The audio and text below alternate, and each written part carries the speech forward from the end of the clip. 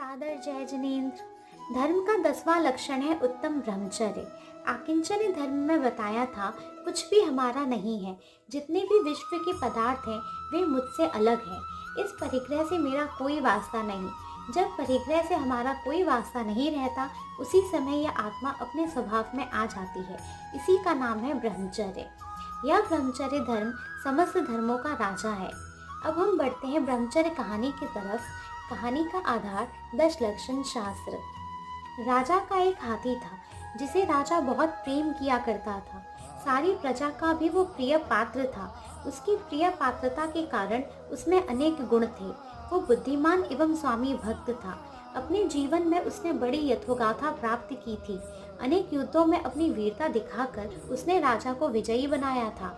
अब वो हाथी धीरे धीरे बूढ़ा हो गया था। उसका सारा शरीर शिथिल हो गया, जिससे वो युद्ध में जाने लायक नहीं रहा। वह एक दिन तालाब पर पानी पीने गया। तालाब में पानी कम होने से हाथी तालाब के मध्य में पहुंच गया। पानी के साथ तालाब के बीच कीचड़ भी खूब था। हाथी उस कीचड़ के दलदल में फंस गया। वह अपने शिथिल शरीर को कीचड़ से निकाल पाने में असमर्थ था।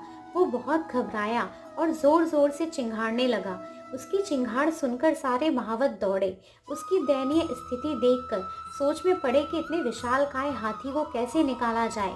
आखिर उन्होंने बड़े बड़े भाले भौंके, जिसकी चुभन से वो अपनी शक्ति को इकट्ठी करके बाहर निकल जाए, परंतु उन भालों ने उसके शरीर को और भी पीड़ा पहुंचाई, जिससे उसकी आंखों में आंसू बहने लगे। जब यह समाचार राजमहल में राजा के कानों में पड़े, तो वे भी शीघ्र गति से वहां पहुंचे। अपने प्रिय हाथी को ऐसे हाल में देखकर राजा की आंखों से आंसू बह निकले। बूढ़े महावत ने राजा को सलाह दी कि हाथी को बाहर निकालने का एक ही तरीका है कि बैंड लाओ, युद्ध का नगाड़ा बजाओ और सैनिकों की कतार इसके सामने खड़ी कर दो। राजा ने तुरंत आदेश दिया कि युद्ध का नगाड़ा बजाया जाए और सैनिकों को अस्त्र शस्त्र के साथ सुसज्जित किया जाए।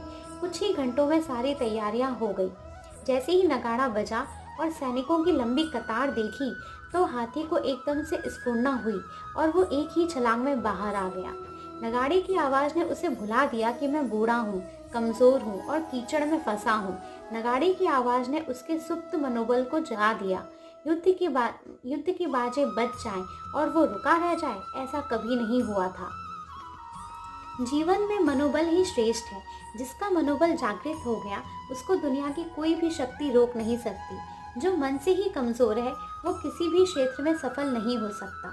श्रीमद् रायचंद्र जी गुजरात में हुए हैं। वे कहा करते थे, हमें सदैव ध्यान रखना चाहिए कि काल सिर पर सवार है।